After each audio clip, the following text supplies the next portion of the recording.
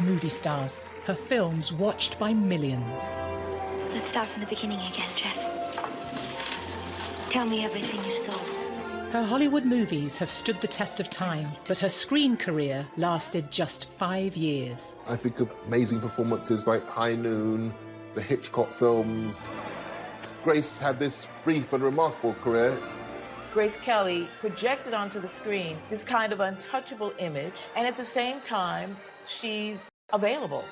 Tabloid rumours pursued Grace Kelly throughout her life. She had to issue a public statement to Hollywood saying she never meant to have an affair with a married man. At the height of her fame, she surprised everybody, swapping her Hollywood royalty for real royalty.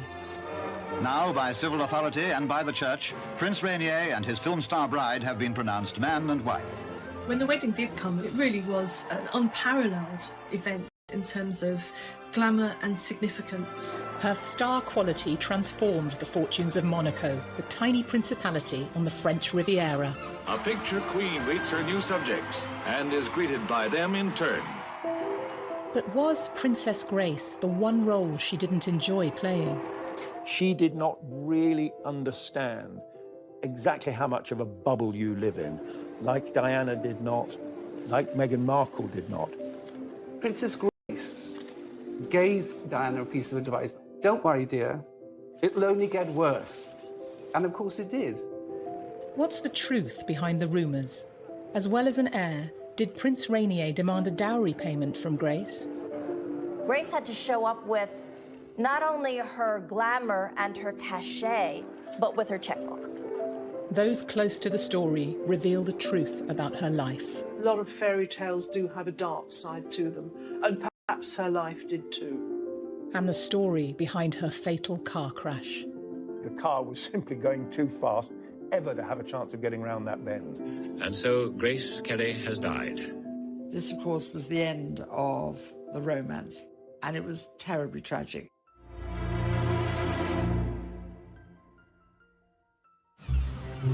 In 1956, the tiny Principality of Monaco was to have a new princess, and the world's media went wild. When news broke that Grace Kelly was to marry this European prince to become a bona fide princess, I think Hollywood was enchanted. It was one of the first truly global media events. The bride drives with her father through the streets on her way to the Cathedral of St. Nicholas. An estimated 30 million people tuned in to watch them. Some of this wedding footage is newly unearthed. It's thought it's not been seen for years. It turns out to be one of the royal spectaculars of the mid-20th century. 600 people in the Monaco Cathedral, a lot of Hollywood greats there, Ava Gardner, Cary Grant, David Niven, Aristophanes Onassis is there. Hollywood just loved it. It was notable that MGM made Grace Kelly a present of the wedding dress. It was designed by a Hollywood designer, Helen Rose, with a huge amount of work and a huge amount of fabric. Now, by civil authority and by the church, Prince Rainier and his film star bride have been pronounced man and wife. Grace was just 26 when she stepped down from Hollywood to marry her very own Prince Charming. Rainier had taken the throne 7 years previously, but the Grimaldi royal family had ruled for 700 years. It's easy to think of the marriage to Rainier as this attractive fairy tale package, but actually it was a monumental decision. She left the country of her birth, where her family lived, in order to marry this man. And it's an incredibly strong and brave decision to make. An international playground, this coastline along the blue Mediterranean has become the mecca for those who have been captivated by its charm. Monaco, a glamorous destination for the world's elite. Smaller than New York's Central Park, it's one of the most densely populated sovereign states in the world. Monaco had no income tax. Its principal revenue came from Monte Carlo's famed gambling casino. The income more than covered the tiny country's needs. It nestles between the Mediterranean and France. Monaco is a country in its own right. It's defended by the French government militarily, But for that to continue, there had to be an heir from the reigning prince. There was this clause that if he didn't have an heir, then Monaco would go to the French Republic. The actress was now Her Serene Highness Princess of Monaco. But before her marriage, she'd been the Queen of Pictures and ahead of her time. We've seen with Meghan Markle how difficult it is for somebody from Hollywood to adapt to a country in Europe.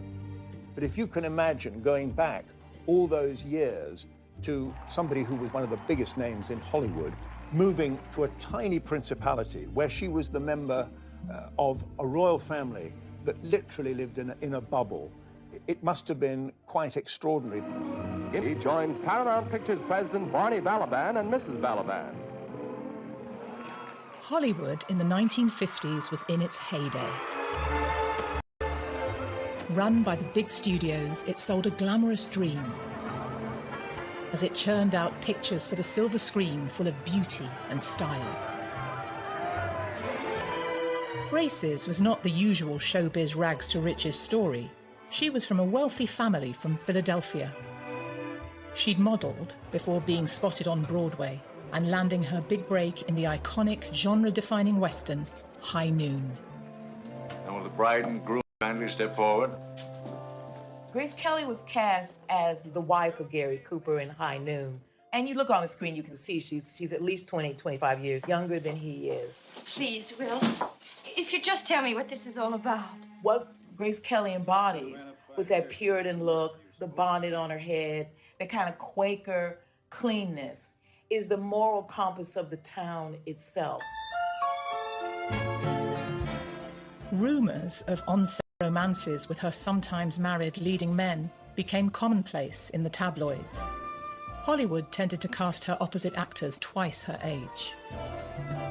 Grace Kelly was the opposite of the image that she projected, and a lot of Hollywood wives were not happy with that, but she did what she wanted to do. In the 50s, women had to be pure and untarnished. Grace was a bit of a rebel, but took her craft seriously. Director Alfred Hitchcock would cement her in the public's consciousness forever as the cool, icy blonde.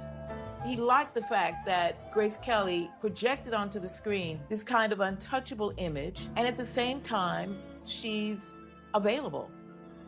Alfred Hitchcock would say, with a brunette and a redhead, you kind of expected explosions, you expected something to happen, but not with an icy blonde. They embodied suspense, which is what Hitchcock was all about. So Grace Kelly was his ideal. Hello. Hitchcock tested this theory in their first film together, the tightly wound thriller, Dial M for Murder. Hello. Grace gives an electrifying performance as an unfaithful wife who is stalked by a crook hired by her cuckolded husband. Hitchcock loved necks, and the rope around the neck was the ultimate thing, the strangulation. So in this scene, the guy throws her backwards in her negligee over the desk, strangling her on top of her.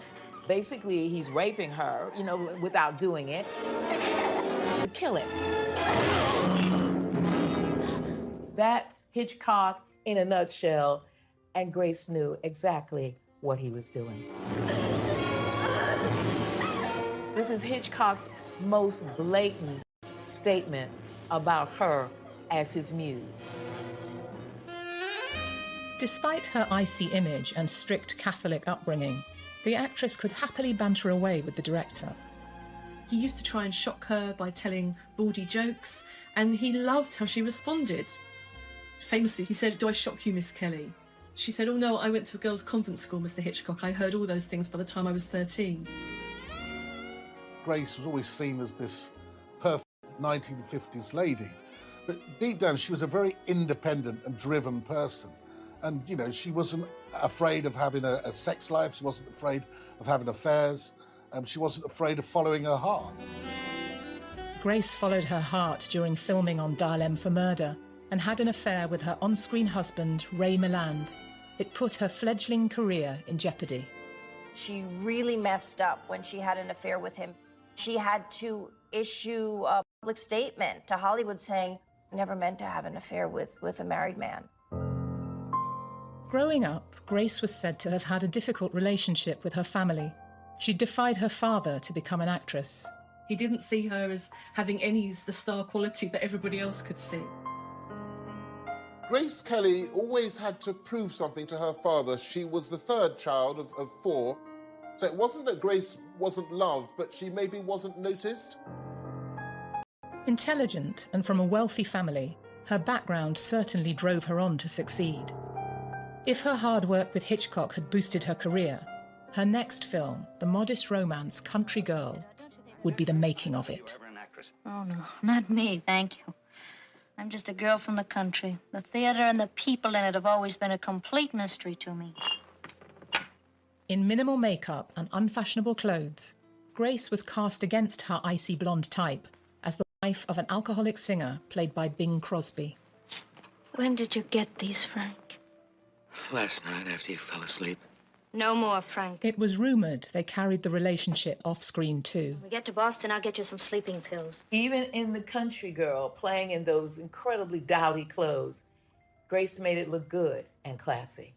Whether you like it or not, Frank's weak. He's a leaner. And I happen to be the one he leans on.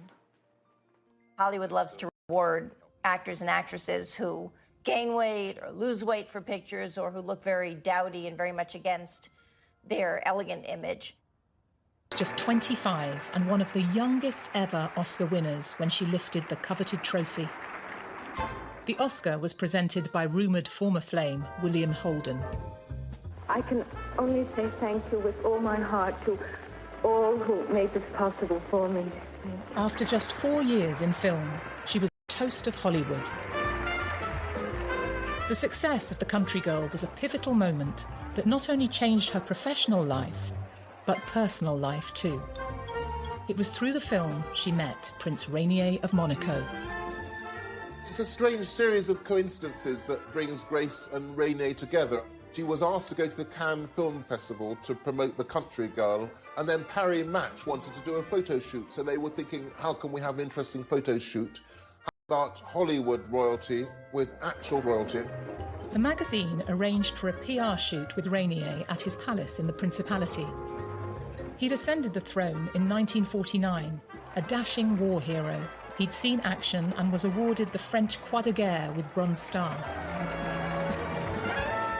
6 years Grace's senior, their meeting didn't get off to the best of starts. The electricity was out in her hotel, so she had to wear a frumpy dress and style her hair herself. She had to pull it back in a bun. She also didn't have a hat. She didn't know she was supposed to wear a hat, so she borrowed a friend's really hideous floral headdress. He was about an hour late, which she was quite frustrated by. But when he did turn up, he was extremely charming to her. He showed her around the Disney World-like palace that is Monte Carlo, and they did hit it off. He was educated at a number of British boarding schools, so he did have that kind of cosmopolitan and, of course, English-speaking background that again may have helped. She sent a thank you note to Rainier, and they began corresponding. She would make 11 films in 5 years and found Hollywood ruthless. After numerous unhappy romances and an Oscar win, was she looking for an out and a new life? You know, there he was, handsome, eligible bachelor, living in the palace in the south of France, in Monaco.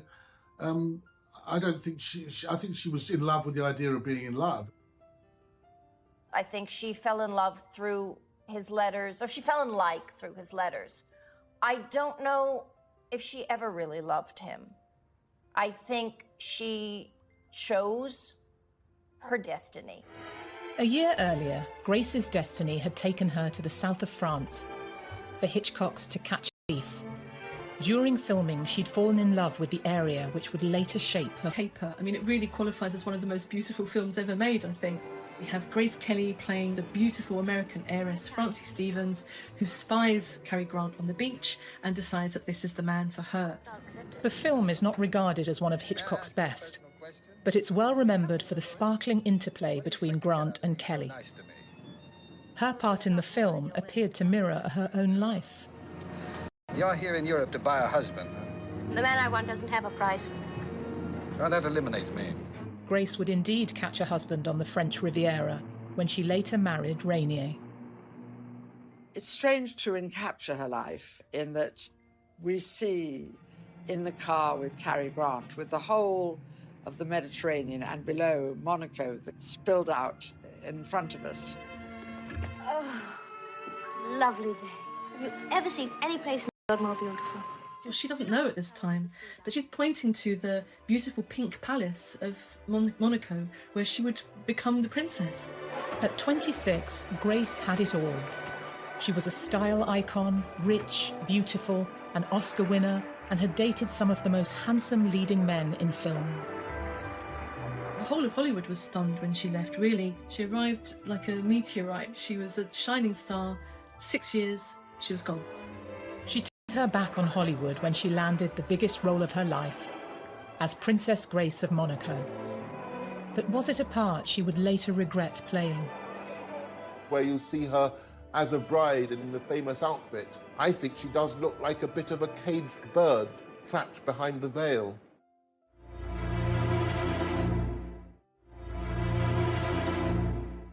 The Principality of Monaco, an independent state with its own rulers and its own laws. Monaco was already well known for attracting the jet set.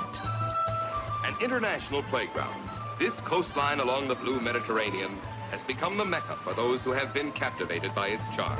Its new ruler, Prince Rainier, was the only son. He'd become the direct heir on his 21st birthday. He now wanted to make his principality the ultimate paradise. Not just for millionaires, but wealthy tourists too. Cameras are not allowed to show the faces of gamblers in the casino. Greek shipping tycoon Aristotle Onassis was one of the principality's big players. It's often said that Mr. Onassis now controls Monte Carlo. Is that true? His headquarters for his ships and all that are here in Monte Carlo, but he never owned Monaco or anything like it. Is he friendly with Prince Rainier? Why, yes. It's rumoured the prince's friend hatched a plan to enhance Rainier's and the principality's fortunes. So what you really need to do is marry a movie star, and that will bring back all the glamour to Monaco. So Onassis himself created a short list of actresses for Rainier to marry. Was Grace Kelly just one of a number of candidates in the mix? Screen goddess Marilyn Monroe, one of Grace's contemporaries, was supposedly on the shortlist but turned him down. Marilyn Monroe kept referring to Prince Rainier as Prince Reindeer. Whether she did it because she was playing dumb or whether she really did not want to give up a movie career, who knows? But she kept saying, well, I don't know if I want to marry Prince Reindeer. Rainier had been in a long affair which had broken up. He found it very, very difficult to sort of meet a woman on equal terms without being harassed and speculated about. It was rumoured Prince Rainier wanted a glamorous and rich wife for another reason too. There's a law in Monaco that if the prince dies without a male heir, Monaco becomes part of France. At their first meeting in Monaco in the spring, Rainier had been charmed by the beautiful, witty and successful Grace Kelly. Around 8 months after their photo shoot, he set sail for America to meet her family. Within 3 days, he had proposed to Grace, and in that time, according to her sister, they fell very much in love. And then a press conference was told that the Prince of Monaco had chosen his princess, and his bride-to-be never looked lovelier. But behind the cameras, there was said to be a tough business deal Rainier wanted thrashed out. In line with royal custom, he allegedly wanted a large dowry. But to the American Kelly family, this seemed bizarre. Grace Kelly was expected to bring to the marriage not only her high-profile glamour, but also quite a large cash dowry, $2 million. When this was first put to Jack Kelly, her father, he said, my daughter Grace doesn't have to pay anyone to marry her. When Rainier came to visit him, he was like, hey, I'm the king of Philadelphia. You're in my kingdom now, mister. Grace was determined, despite her father's reservations. There was this sense, in a way, that this was the ultimate role. The information about the money remains unclear. Full financial details of any dowry have never been disclosed. But it's rumoured the wealthy actress may have stumped up some of the cash herself. Grace had to show up with not only her glamour and her cachet as an Oscar-winning. The people of Monaco received the news of Prince Rainier's engagement with joyful enthusiasm. After the wedding, this delightful actress will be known as Her Serene Highness, Princess of Monaco. With the marriage brokered, Grace was still under contract with the studio and had one more film to do, a musical. She was going out on a top note. Grace's final film was High Society, by which time she was engaged to Prince Rainier, and everyone really knew that this was the last film before her wedding. In the best tradition of Hollywood musicals, High Society combines witty and energetic songs with a feel-good storyline. In an echo of Grace Kelly's true-life romance with Prince Rainier, the film revolves around Bing Crosby's attempts to win her heart. I would like to talk to you. Rainier visited the set, as their own wedding was only weeks away. You lost a little weight, haven't you, Sam? She's very thin in High Society. It was a very stressful whirlwind time for her. I just want to know what you are doing here the day before my wedding. It's quite extraordinary to think of Rainier being around the set. He was this world-famous prince, they were going to get married, it was all romance, and they were able to spend a bit of time together as a result, getting to know each other. Get in. Did Rainier also want to keep an eye on Grace? Her other co-star, Frank Sinatra, was a renowned womanizer, while Crosby was apparently an old flame, constantly wooing her in the movie with romantic ballads. While I give to you and you give to me true love. Grace is on the yacht with Bing Crosby, and they're singing True Love. And I guess people were thinking that really is mirroring what's going on with her. And of course, it would have been wonderful fodder for the gossip columns. Miss Lord, would you please lift your chin? I thought In a publicity coup for the studio, the actress wears Rainier's ring in the film. Hey, that's some rock you got there, Sam. Do you mind that yourself, George? It was a stunning emerald-cut diamond. It rapidly became one of the most famous engagement rings in the world. She was wearing this great gift from the man in her life while she was leaving her old world behind. Sort of couldn't write it in a fairy tale because nobody would believe it, but it did happen. But you're sensational. There's also the idea that she's kind of sending herself up a little bit in High Society. There's the number You're Sensational when Frank Sinatra serenades her. It's a very sexy number, Bronze Goddess. This icy Femme is Frigidaire. He can see beneath that and beyond that actually she's sensational and that she's warm and sexy and fun. 'Cause you're sensational.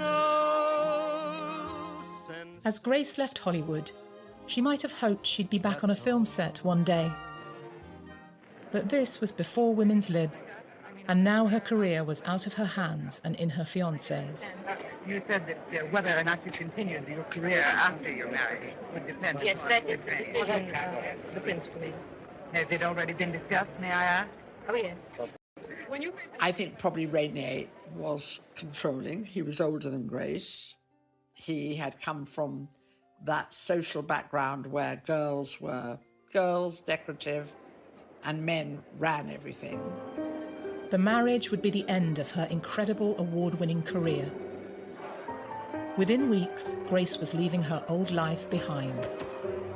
It was an amazingly short period between the end of High Society and the time when she had to leave for Monaco, roughly a month. Grace and her family sailed to Monaco on an 8-day voyage. The move to Monaco is a very, very dramatic change in her life and slightly terrifying step So she surrounds herself with lots and lots of activity. It's a very exciting thing, and I'm very, very happy. Of course, I'm a little sad to be leaving home, but I hope to be back quite often. Here was the princess coming into this amazing port in Monte Carlo, and it seemed everybody who lived in Monaco was out in the streets. It was the stuff of fairy tale. It made headlines around the world. The shot was picture perfect, but was the fairy tale real? Would Grace miss the old life she left behind? And would she soon come to tire of her new role? A lot of fairy tales do have a dark side to them, and perhaps her life did too.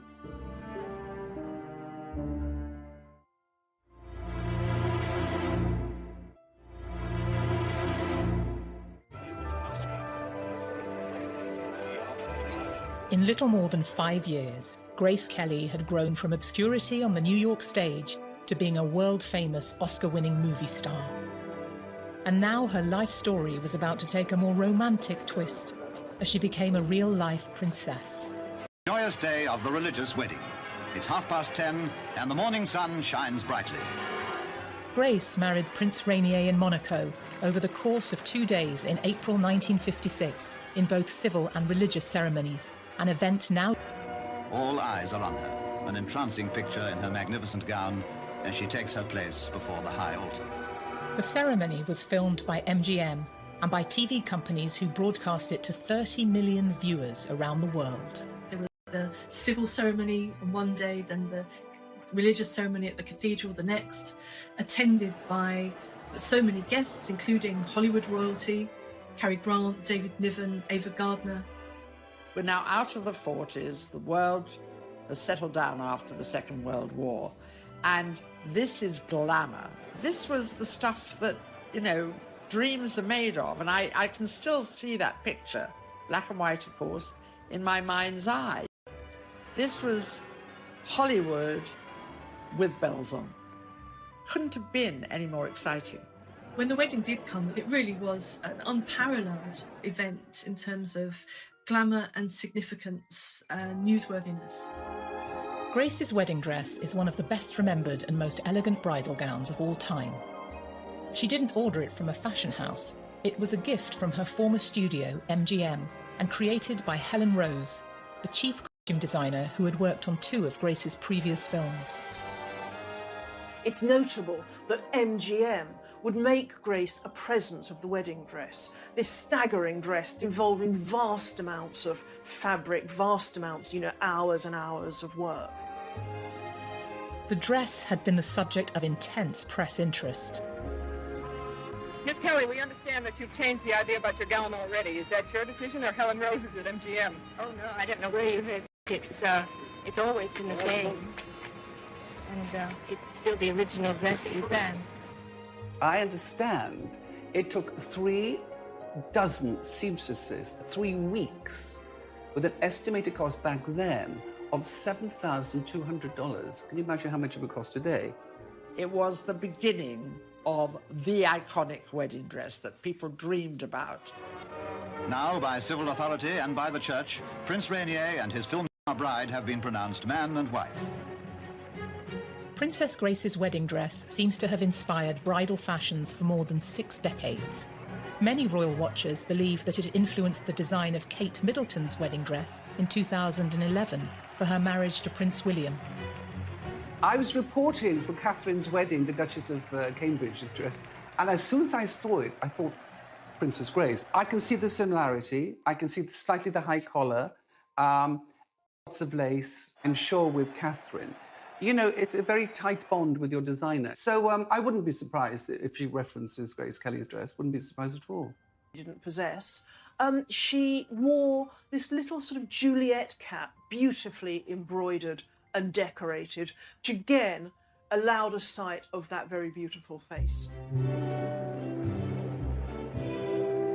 Grace and Rainier had invited many VIP guests, such as the Aga Khan of India and the Greek shipping magnate Aristotle Onassis, who first came up with the idea of Rainier marrying a Hollywood star to raise the profile of Monaco. But the restrained European monarchs of the 1950s stayed away.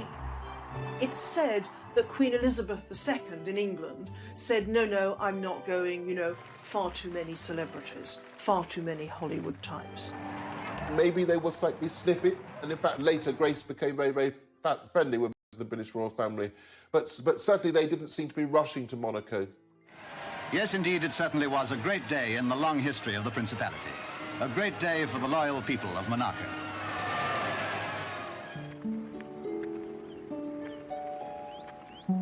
Prince Rainier and Princess Grace's first child, Caroline, was born on the 23rd of January 1957, prompting Monegasques to ring church bells.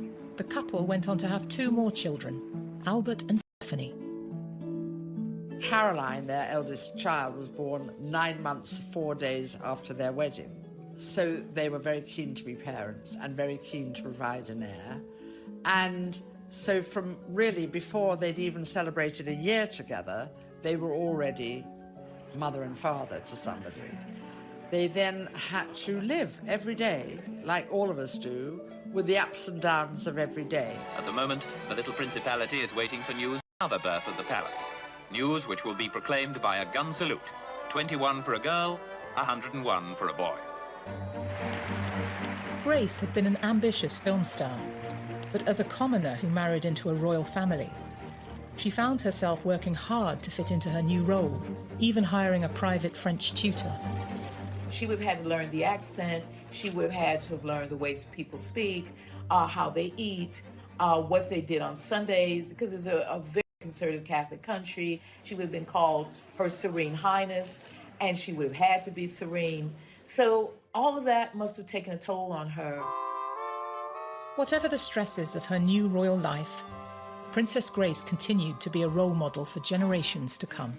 She became a style icon perhaps because her own personal style, her figure, those very beautifully cut suits, the dresses with the narrow waist and the huge flaring skirt. When I was growing up in the 60s, there were 2 paper dolls. These were the ideals. You were meant to be a mom, that was your duty, but you never were supposed to gain weight. You were supposed to make it all look flawless and beautiful. And that's what we were meant to grow up to be. Perhaps the most enduring fashion statement associated with Princess Grace is the Hermès bag that was named in her honour. When you saw Grace Kelly travelling, apart from the luggage, she always had with her an Hermès handbag. Some would say to hide perhaps her pregnancy from the public, but it was always there, and it's quite a significant look. It became so popular that Hermès turned around and called it the Kelly bag, which today it costs a fortune. She liked dark brown and navy and crocodile, which is a little controversial. On their engagement, Grace and Rainier had announced that she would stop making films after the wedding. But rumours circulated of tensions in the marriage, that Rainier banned Grace's films from being shown in Monaco and tried to buy up all the copies. As with so much about Grace and Rainier, there's rumours that Rainier banned the films, but I'm not sure that that's convincingly the case, because the films were out there. I mean, she made some of the greatest films in movie history. It's like it's great in a story that somebody's made up third hand. The idea that he's going to ban Mogambo or To Catch a Thief or whatever is sort of ridiculous. It seems that she hadn't quite realised how completely she would have to give up her career. Because it wasn't that long into the marriage that Alfred Hitchcock came calling with a very, very spectacular role. In 1962, Alfred Hitchcock offered Grace the chance to make a 4th film together. The title character, Marnie, would have been her greatest acting challenge yet. But when news broke of her casting, it caused an outcry. The Monegasques didn't want their beloved princess in a Hollywood film. They certainly wouldn't have, I suspect, if they'd known that there was a rape scene in the film. Despite the controversial script, Rainier was apparently relaxed about his wife taking part. But Grace was forced to withdraw after suffering a miscarriage, the second since the birth of their son Albert in 1958. She wrote to her friends saying that it was a catastrophe and she was very, very shaken. She also then wrote to Hitch and said, "I'm terribly sorry, I can't do the film." He said, "It's only a movie, I entirely understand why." Alfred Hitchcock eventually cast Tippi Hedren in Grace's role. The devout Monegasques might have found the trauma. Sean Connery rapes Tippi Hedren in this film. It's in a marriage, and in those days, that rape didn't exist legally in marriage. But that's what happens. Of course, we can't see it, but it's implied.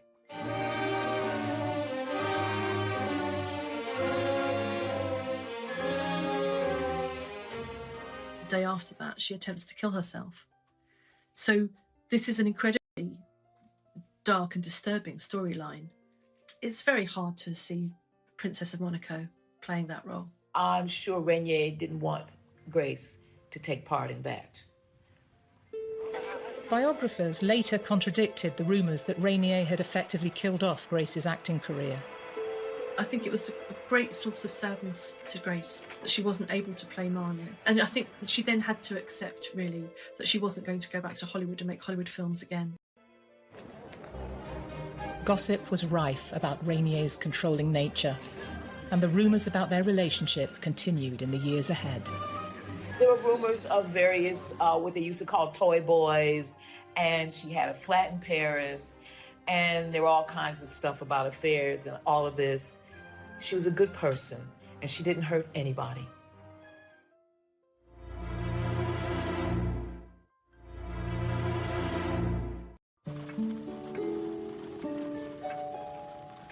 After turning down the role of Marnie in Alfred Hitchcock's 1962 film, Princess Grace never again returned to screen acting. She balanced her time as the wife of Prince Rainier, the mother of 3 children, and her various state duties. During the 1970s, she made tours of Europe and America, performing classics of literature to sell-out audiences. Grace was continually looking for ways to express herself creatively, and she had hobbies. She created pressed flower arrangements, and these have actually been published in a book. And she also did poetry readings. Princess Grace gave a revealing interview to Desert Island Discs in 1981, admitting how much pleasure the readings were giving her. You've been giving poetry recitals? Yes, this is something I started a few years ago, and I've enjoyed it very much. It's been very pleasant, and it's something that I can do without being away from Monaco for any long period of time. People still realised that she had an innate talent and ability, and that they really wanted to still see her. And she was a great supporter of the arts, of ballet and the performing arts, in her role as a princess. In 1977, Grace's love of ballet gave her the opportunity to make a renowned Russian ballet school. The film you're going to see is about the children of Theatre Street in Leningrad.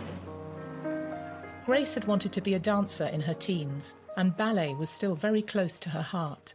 This touching film was among the nominees for Best Documentary Feature at the 1978 Oscars. This is where all that effortless grace began.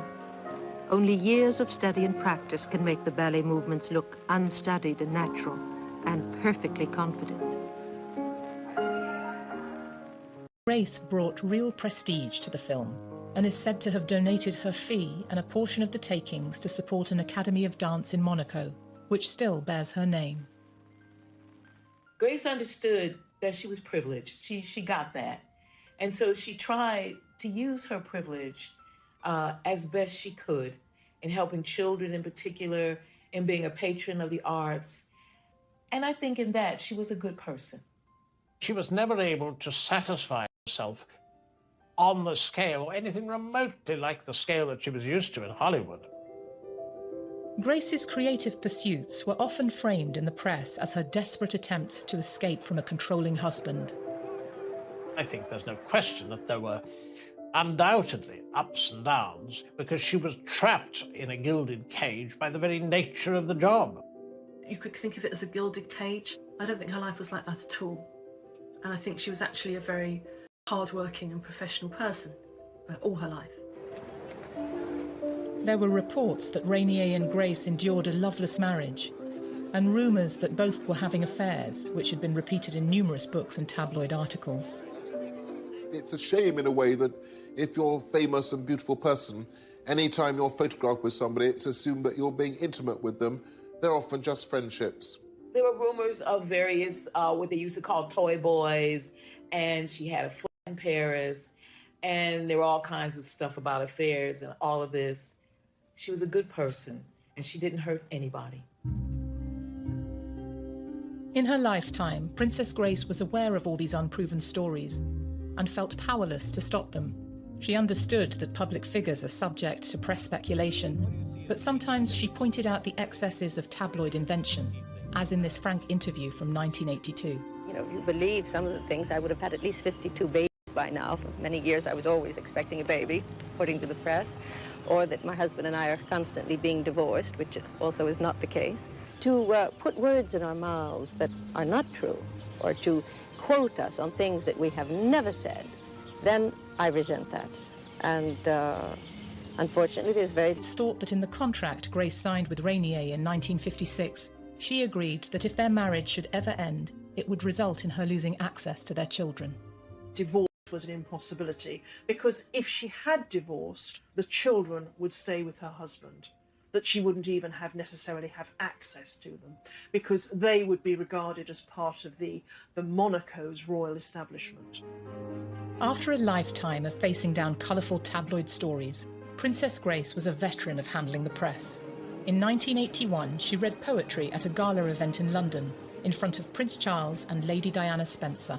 The charity concert at £50 ticket was in aid of the Royal Opera House, and one of the performers was Princess Grace of Monaco. She, of course, is very experienced at this sort of occasion. She also knows how to give a helping hand to a newcomer. This was Diana's first public event since her engagement, before the intimidating glare of paparazzi cameras. David Emanuel designed the dress she wore that night. I think it was possibly at that stage a bit too much for Diana, and Princess Grace gave Diana a piece of advice, and apparently, I quote, "Don't worry, dear, it'll only get worse." And of course it did. I think that Grace was a very maternal person. Her eldest daughter, Caroline, was close in age to Diana herself. Grace is still an actor, so she would have known intuition and instinctively what Diana needed to hear.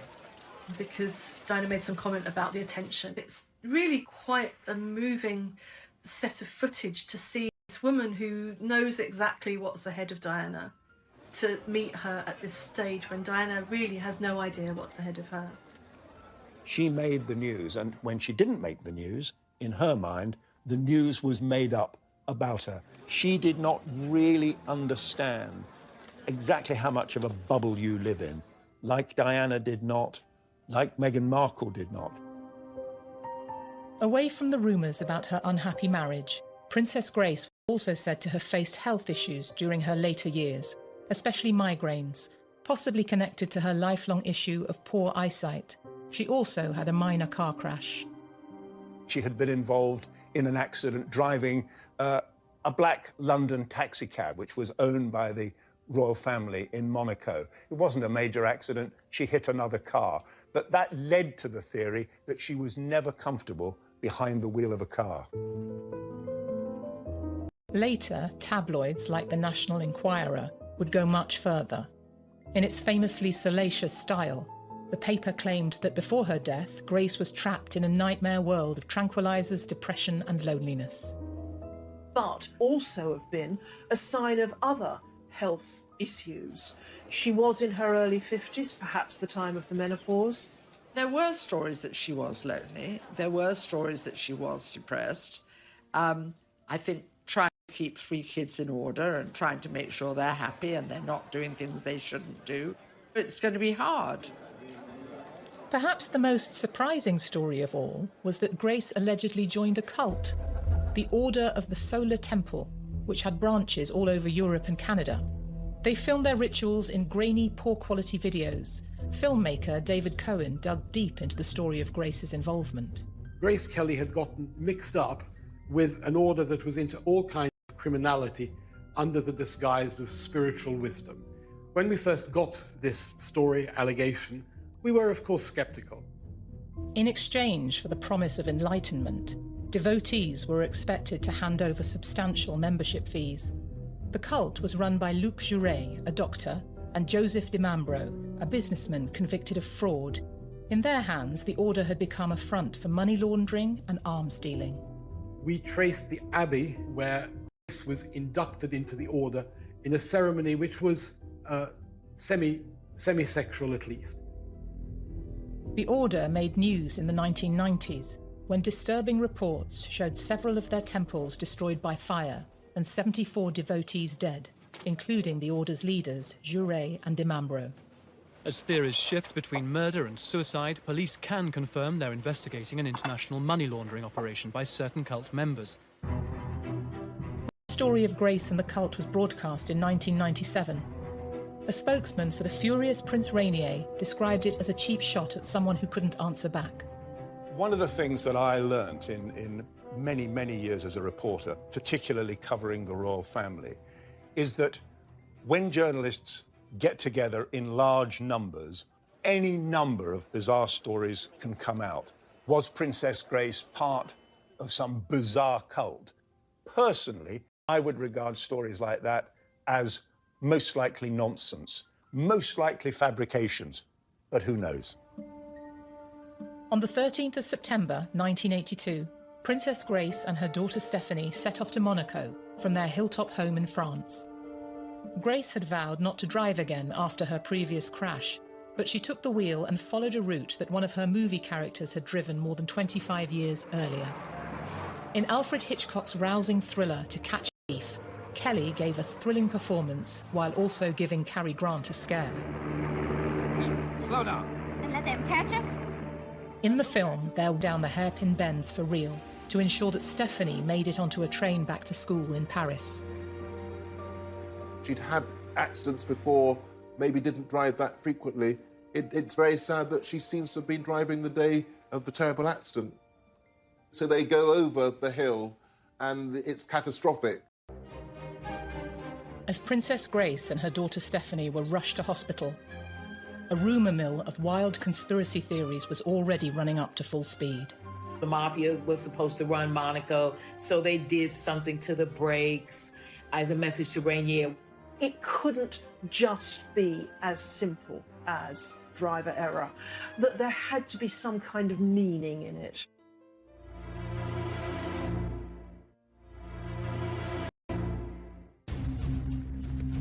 Princess Grace and her 17-year-old daughter, Stephanie, had plunged more than 120 feet down a cliff face in France and crashed.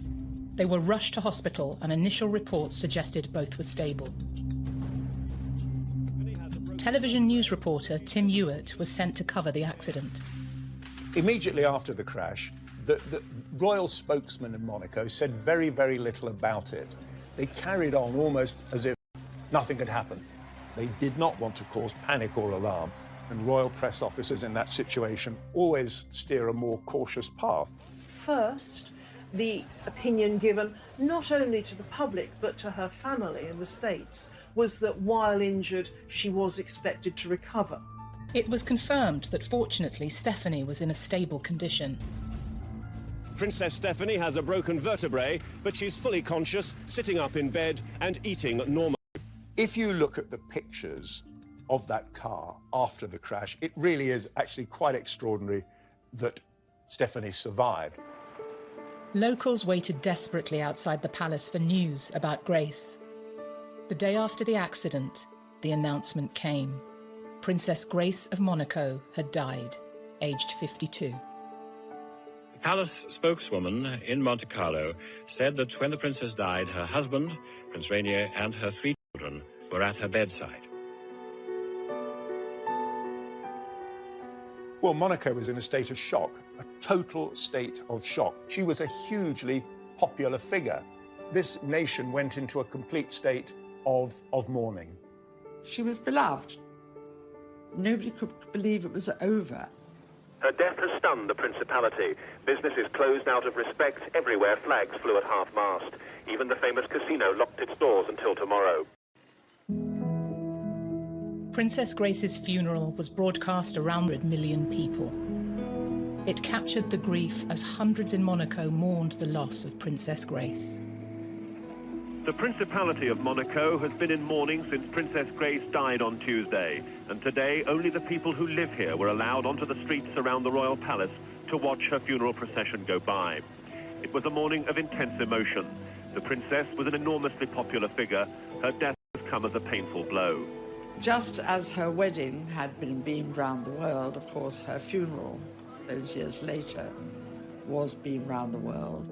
This, of course, was the end of the romance, the end of the Cinderella effect, and it was terribly tragic. Whatever mystery may surround the death of Princess Grace is for the moment overshadowed by grief. Doing the job that I was doing, and I did for many, many years, you're frequently exposed to extremes of emotion, people in distress. I think that trip to Monaco was one of the more intense that I did, because there was genuinely there a quite extraordinary sense of grief. Many, many places that I went to and events that I reported on, I've forgotten, but not this one. Over 400 people attended the funeral at the same cathedral where she was married 26 years earlier. For Rainier, Grace had been absolutely the centre of both his private and his public life. So whatever difficulties there may have been in the marriage, I think it was a strong union. So I think he was pretty much, certainly at the time of her death, a broken man. The news reports from the day captured the family's heartbreak. As Rainier walked alongside his daughter Caroline and son Albert, they were caught in the full media glare, unable to hide their anguish. You only have to see the pictures to see how distressed the members of the family were. Prince Rainier was distraught. There were rumours that he would abdicate in favour of Albert, who was still, of course, quite young, because he couldn't go on without Grace. Princess Grace's global impact was clear to see. Family, royalty, celebrities, and people the world over were united in the loss. A number of her old friends from Hollywood came. Cary Grant, James Stewart gave the eulogy, saying that she was the nicest person he'd ever known. Grace's life of Hollywood stardom, royalty, and tragedy continued to play out even after her death. And apparently it was Princess Diana herself who was very insistent with the Buckingham Palace establishment that she should be allowed to go. Diana herself was to die in a car crash 15 years after Princess Grace. Of course, one of the most tragic elements of the funeral is that Stephanie was still in hospital, not able to attend her own mother's funeral.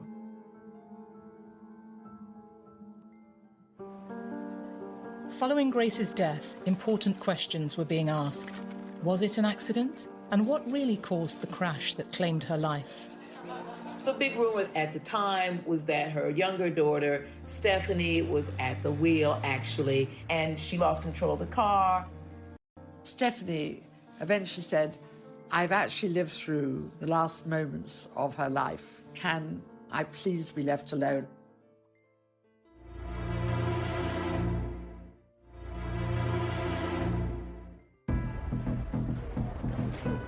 Following the death of Princess Grace, Monaco was in mourning. But immediately, questions were being asked about what caused the accident that claimed her life, and speculation spiraled.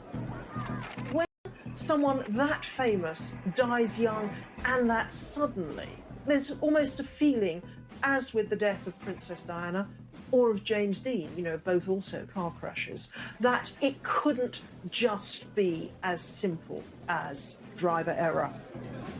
Oh, there were all sorts of rumors, like, the mafia was supposed to run Monaco, so they did something to the brakes. And then the kind of cult she was supposed to have been a part of, and she was going to blow the whistle on them, and so they took care of her, stuff like that. The palace insisted brake failure had caused the crash, but questions were asked as to why Grace was driving at all. Rainier did not want Grace to drive, not just then, but for a long time before that, because she had terrible eyesight and wouldn't wear her glasses, and because she'd been having these debilitating headaches, and because he knew she didn't like driving. Normally a chauffeur would have driven them, but on this occasion, because there was so much luggage to put in the car, covering the back seat, there was only room for 2 people in the car. The chauffeur offered to take them and to go back and get the clothing. But Princess Grace insisted that she should drive. There were rumours that Grace's daughter Stephanie was driving at the time of the accident. The big rumor that actually survived at the time was that her younger daughter, Stephanie, was at the wheel, actually, and she lost control of the car, but she was underage, and so they covered it up. The suggestion that Stephanie was driving came out very quickly after the crash, because when the car landed on its roof, the first people to get there to help saw Stephanie emerging from the driver's door of the car. However, a witness came forward confirming he saw... To anyone about the accident. She didn't want to talk to the press. She didn't want to discuss it. It's an incredible trauma to go through, to have your mother beside you, and she was blamed for it. It was revealed in the press that Stephanie attempted to stop the car. So the mystery of what happened on the twisting mountain road into Monaco appears at last to have been cleared up. Princess Grace, according to tonight's medical reports, was driving. As the car careered out of control, her 17-year-old daughter Stephanie desperately tried to reach the steering wheel. There was nothing she could do, and the Rover plunged over a steep ravine. Did the brakes fail? Well, that was one theory. There were no skid marks in the road where the accident happened. Engineers who came over from Rover in the United Kingdom insisted that there was no brake failure. Doctors revealed that Grace had suffered a brain hemorrhage whilst driving. It's thought that, although she thought she had her foot on the brake, it could have well been on the accelerator. Stephanie and Grace got in without putting their safety belts on. The car, the fall, had pushed her mother towards the back street, and Stephanie had not been able to get out of her own seat, which had been bashed, so she had to wriggle out of the driver's seat, and she tried to shout, "Please take us to Monaco." Princess Grace suffered a second hemorrhage in hospital, most likely caused by the accident. The medical staff, led by the hospital director, Professor Charles-Louis Chatelain, finally had to tell Prince Rainier his wife had no hope of recovery. The prince asked for the machine to be switched off.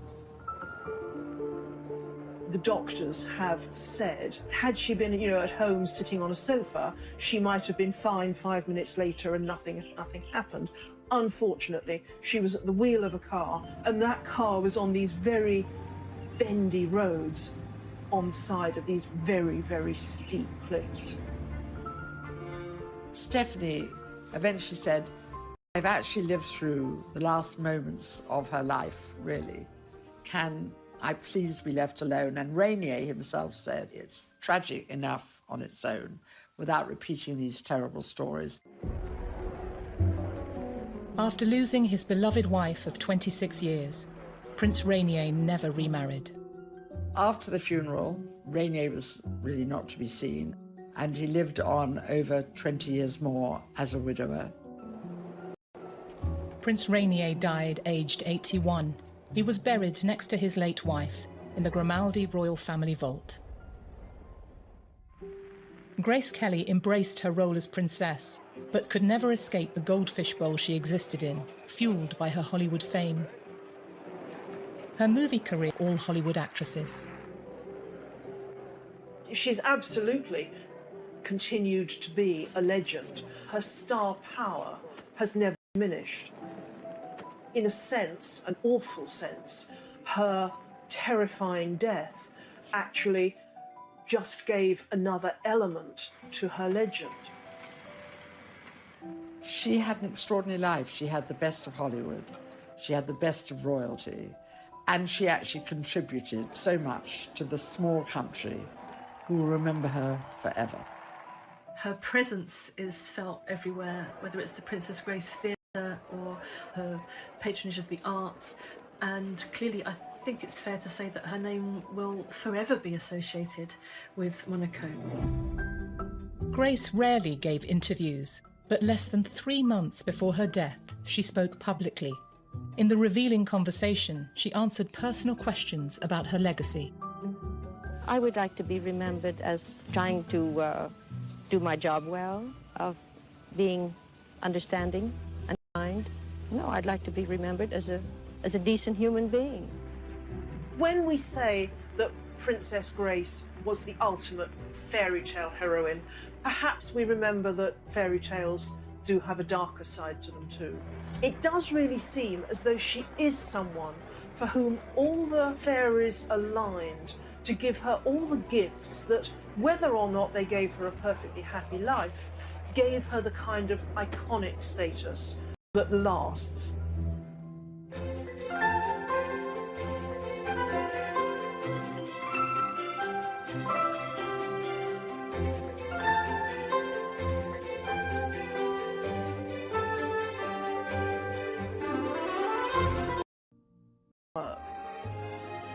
The dress had been the subject of intense press interest. Miss Kelly, we understand that you've changed the idea about your gown already. Is that your decision or Helen Rose's at MGM? Oh, no, I don't know where you heard it. It's always been the same. And it's still the original dress that you planned. I understand it took 3 dozen seamstresses 3 weeks with an estimated cost back then of $7,200. Can you imagine how much it would cost today? It was the beginning of the iconic wedding dress that people dreamed about. Now, by civil authority and by the church, Prince Rainier and his film bride have been pronounced man and wife. Princess Grace's wedding dress seems to have inspired bridal fashions for more than 6 decades. Many royal watchers believe that it influenced the design of Kate Middleton's wedding dress in 2011 for her marriage to Prince William. I was reporting for Catherine's wedding, the Duchess of Cambridge's dress, and as soon as I saw it, I thought, Princess Grace. I can see the similarity. I can see slightly the high collar, lots of lace, I'm sure with Catherine. You know, it's a very tight bond with your designer. So I wouldn't be surprised if she references Grace Kelly's dress. Wouldn't be surprised at all. She didn't possess. She wore this little